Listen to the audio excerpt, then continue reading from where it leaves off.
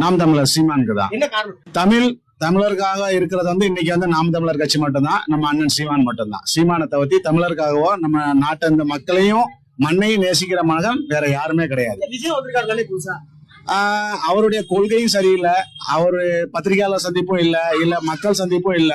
அவருடைய அந்த கொள்கை கூட்ட விளக்க இதுலயுமே யாரும் எந்த ஒரு தெளிவான விளக்கம் இல்ல மக்களுக்கு. பிறப்புக்கும் எல்லா உயிருக்கும் சொல்லுங்க, அதே பெரிய கொள்கை. அதற்கு அடுத்தாப்புல இருக்குதுல சிறப்புவா செய்தொழில் வேற்றுமையான் அப்படிங்கிறது. அப்ப எந்த ஒரு இடத்துலயுமே வந்து ஜாதி வேற்றுமை பார்க்காம எல்லாருமே சமம்னு நினைக்கிறதான் பிறப்புக்கும் எல்லா உயிருக்கும்ங்கிறது.